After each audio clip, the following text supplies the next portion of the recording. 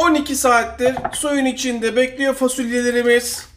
Siz bunu tabii ki musluğun altında yapın. Fasulyenin suyunu süzdükten sonra mutlaka tekrardan yıkıyoruz. Ocağın en büyük gözü her zamanki gibi en güçlü şekilde yanıyor. Evinizdeki en büyük tencerelerden bir tanesini kullanarak ben her zamanki gibi çelik tava kullanıyorum. Çok daha lezzetli olur. Fasulyelerin üstüne geçecek kadar su. Vallahi bugün sadece kendim için yemek yapıyorum. Şöyle güzel bir kuru fasulye istedi canım. Üste çıkan kabukları daha şimdiden ayıklıyoruz. Yurt dışından izleyen arkadaşlar bu tarifi mutlaka bir yere not alsın. İnanılmaz bir yemek tarifiyle karşı karşıyalar. Kefler yukarı çıkmaya başladığı anda, yani bu köpükler, kefleri hemen şöyle üstünden alıyoruz. Ve bakın, görüyor musunuz? Üst tarafa zayıf olan fasulyeler çıkıyor. Bunları hemen ayıklıyorum. Aynı hayat gibi. Zayıf olanlar eleniyor. Yok Koray, ben kullanacağım derseniz kullanabilirsiniz. Ama bunlar mutlaka kabuk atıp yemeğinizi lezzetsizlendirecek.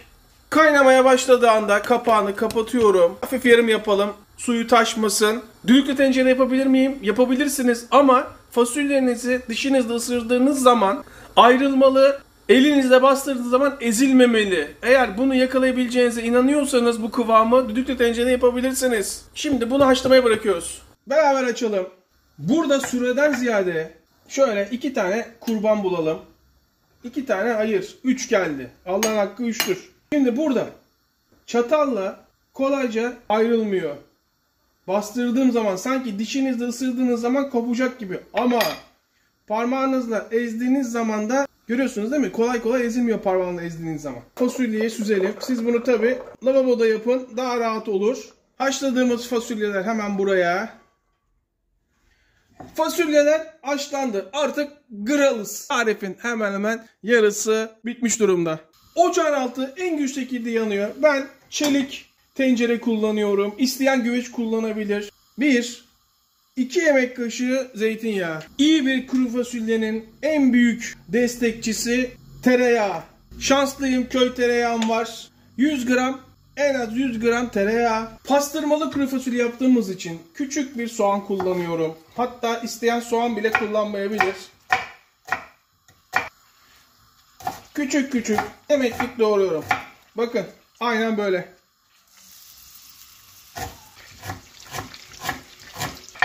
Bakın, soğanlar böyle ufak ufak olmalı. Yemeğin içinde pişerken kaybolmalı. Gözükmemeli. Hemen soğanlar. Fasulyeyi pastırmalı yaparken çok fazla soğan kullanmamalısınız. Hemen ocağın ısısını orta ateşe getiriyorum. Şöyle bir karıştır. Şu yağ bütün tavanın üst tarafına değsin.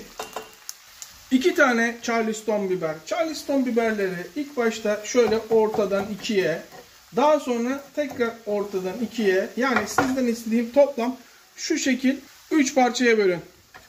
Daha sonra o kadar ince doğrayacaksınız ki yemeğin içinde kaybolacak, alttan alta sadece tadı gelecek. Gözükmeyecek biberler. 2-3 dakika soğanların kavrulmasına izin verdikten sonra biberleri katıyorum. Ne zamandır canım kuru fasulye istiyor. Napoli Şampiyonlar Ligi maçı dolayısıyla kuru fasulye yapıyoruz. Müthiş bir yemek yiyeceğiz. Müthiş bir maç izleyeceğiz. İddiacılar o maçı kaçırmayın. 1 handikap, 2 handikap, 3 handikap. 5 dakika sonra domates salçası hemen ortasına. Şanslıyız. Köy salçamız var. Salçayı kokusu çıkana kadar öldürüyorum. Bu arada keyfimiz yerinde. Moralimiz yüksek. Burası mutfak, kıracağız, dökeceğiz. Bugün gerçekten keyfim yerinde.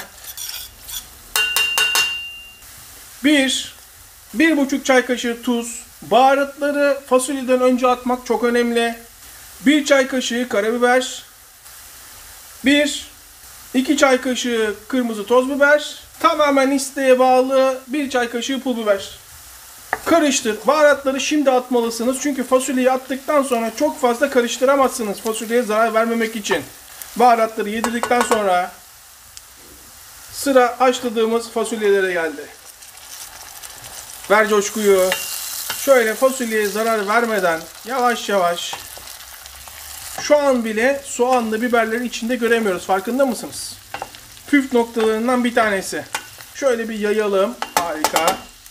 Arnavut biberi, ben Bilecik biberi kullanıyorum. Bir tanesini şöyle kırarak bütün tohumları fasulyenin içine gitsin, acılığını versin.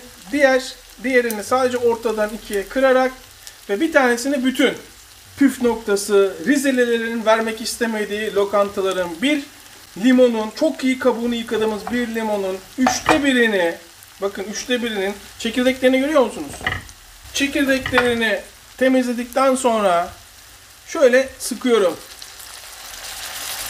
Söylemek istemedikleri sır, kabuğuyla birlikte, kabuğuyla bırakıyoruz. Parlak bir renk verecek ve güzel bir koku verecek.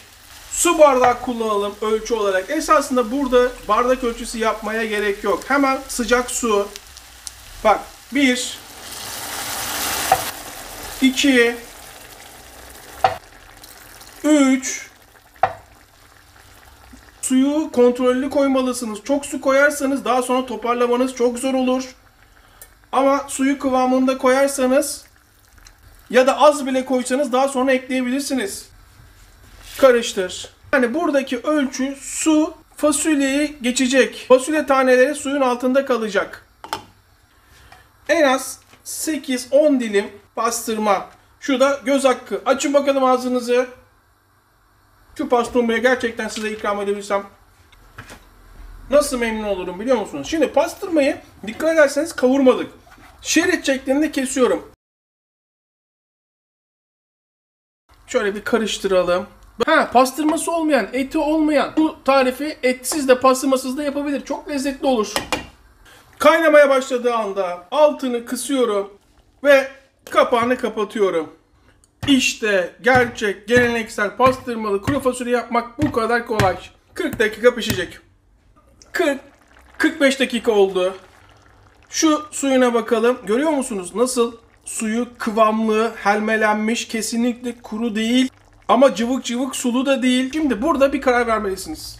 2 şekil, hatta 3 şekil sunum yapabilirsiniz. Koray, ben çok daha göze gelecek şekilde sunmak istiyorum diyorsanız şöyle bir güvece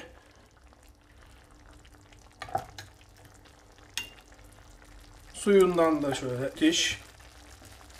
Şöyle bir tekrar karıştırıyorum, yayıyorum. İsterseniz böyle kapağını kapatıp bir 15 dakika daha pişmesine izin veriyorum. Bu sürede aynen böyle 15 dakika boyunca fırında pişmeye gönderiyorum. 15 dakika sonra aynı restoranlardaki gibi küçük tabak, göze hoş gelsin. Bolca pastırması, bunu yapmazlar restoranlarda. Suyundan koyayım mı? Koy abi. Şu biberi de koyduk mu? İşte geleneksel Türk fasulyesi. Nasıl gözüküyor? Bana sorarsanız şov. Hemen şunun bir tadına bakalım. Şunu yapmazsam kendimi asla affetmem. 3 parmak tekniği. Açın ağzınızı. Her zaman gibi ilk lokma sizin. Bu kıyamı unutmayın. Bunu yapınca diyeceksiniz Koray, biz daha önce kuru fasulye yememişiz. Açın ağzınızı. Şunun da bir tadına bakın. Böyle bir şey olmaz ya. Uf. Çorba diye iç. Ben ki acı sevmem. Şöyle alttan alta nasıl geliyor biliyor musun? Şöyle bol pastırmasından al. Suyunu abart. Bolca pastırmalı. Açın ağzınızı. Şunun da bir tadına bakın. Efsane. Nasıl acı biliyor musunuz? Ejderha gibi alev çıkartabilirim. Yüzümü görseniz inanamazsınız. Pastırma yıkadığımı göm. Vay be, vay be. Bu arada izleyip hala abone olmayan vicdansızlar, sizi unutmadım. Hiçbir zaman unutmayacağım. Zeki Müren yanılmış olamaz. Elbet bir gün bulaşacağız. Sadece inat ediyorsunuz. Her canlı mutlaka bir gün bu kanalı abone olacak. Hepimize yine sağlık. Tekrardan herkese selamlar. Akşam Napoli maçına dikkat. 1 handikap, 2 handikap, 3 handikap.